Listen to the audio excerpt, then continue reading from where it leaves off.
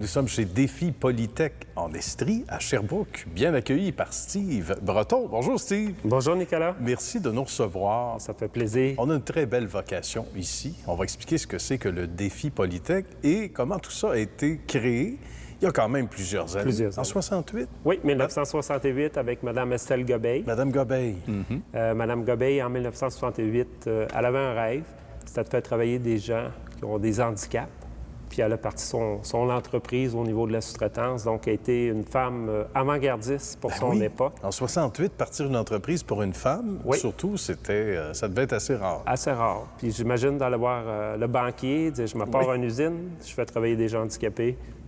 Il y a peu de chances que... Peu de chances de réussir. Oui, ça se peut que le banquier vous dise j'ai un autre appel. Hein? C'est ça, oui. Mais avec son rêve, aujourd'hui, Défi Polytech a été créé on a vraiment une belle entreprise. Vraiment. Il faut que tu nous parles de la transformation, parce qu'on y travaillait le bois.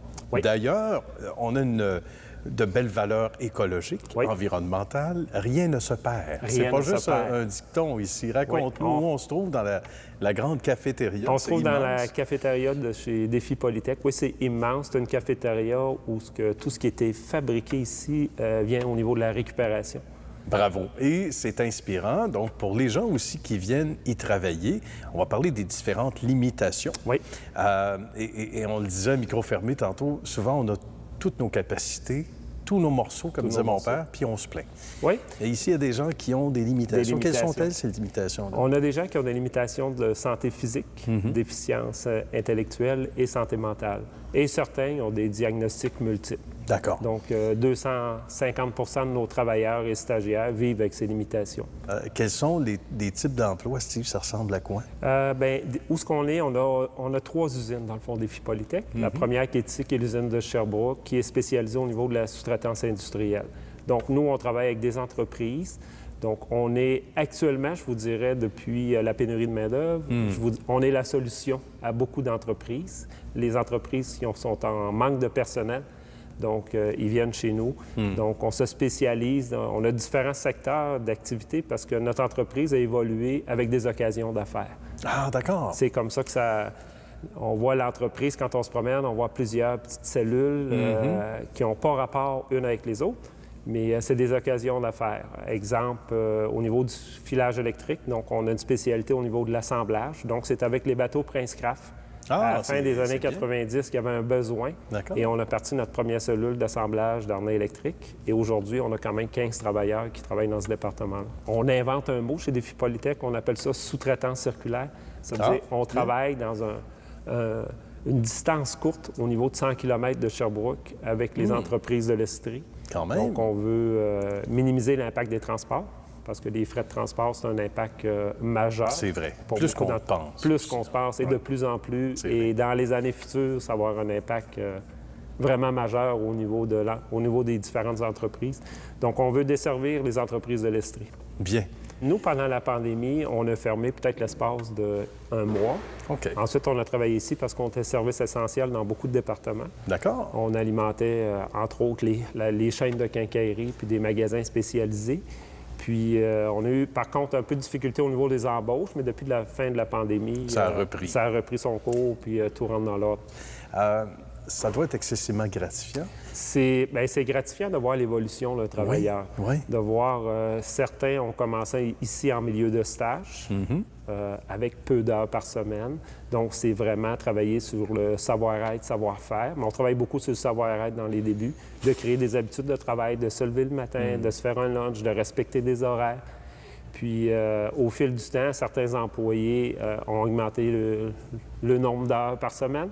Puis, ils ont passé ici à l'emploi. Puis, certains vivaient dans des familles d'accueil. Aujourd'hui, ils se retrouvent chez eux en appartement. Ils ont leur voiture, sont 100 autonomes. Certains couples se sont formés ici. Mais oui, beaucoup. Tu me disais ça. Oui, c'est ça. À l'époque, on disait on va se partir une agence de couple. Oui, c'est presque ça. Oui, puis beaucoup de nos travailleurs vivent seuls. Donc, le milieu de travail, c'est un milieu de vie pour eux. Là. Leurs amis sont ici.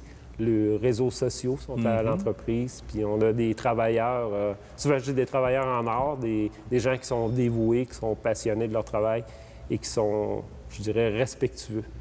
Bien, j'imagine. Ça fait de belles personnes. De belles personnes. Hein? Oui, on développe de beaux êtres humains. Oui, puis il y a des relations de confiance là, qui s'établissent entre la direction et les employés parce qu'on en prend soin de nos gens. Oui, voilà. Ça part d'en haut. Hein? Ça part d'en haut. Notre priorité numéro 1, c'est toujours de prendre soin de nos travailleurs. Oui, quand c'est bien dirigé. Puis c'est fait pour les bonnes raisons. C'est fait pour les bonnes raisons. Avec passion. En terminant, en quelques secondes, tu dois être très toi-même valorisé par le travail que tu fais tous les jours. Et des fois, on ne croit pas aux chiffres. Hein? On dit, coudonc, en fait, il y a autant de gens qui travaillent, autant de... Oui, bien, on a quand même 250 employés stagiaires qui travaillent dans nos 3 entreprises. Là. La division de Quaticook, il y a 30 travailleurs qui sont là, qui sont spécialisés au niveau de la récupération des petits appareils qui contiennent des halocarbures. On a ouvert l'an passé une division à Magog, donc qui s'occupe de la récupération et la distribution de masques. Et moi, ça fait 21 ans que je suis pour l'entreprise et il n'y a pas un matin, je rentre ici du reculon parce que... C'est vrai, hein? De voir les travailleurs, d'être accueillis avec le sourire... Ça doit être quelque chose en soi. Oui. Cadeau, hein? Un cadeau au quotidien. Un cadeau au quotidien. Bien, Steve, merci beaucoup d'avoir pris de ton précieux temps avec nous. Salutations à ta belle équipe et à tous ceux et celles qui y contribuent également, puis à ceux qui sont concernés et qui travaillent ici tous les jours. Puis bravo pour les causes, on va le dire comme ça. Oui, bien, merci beaucoup. Puis nos employés vont être très fiers de voir le reportage au niveau de l'histoire de succès. Bien oui, c'en est toute une. C'en est toute une, On est fiers que tu aies partagé ça avec toi aujourd'hui. Merci. Merci de l'accueil. Merci. À bientôt.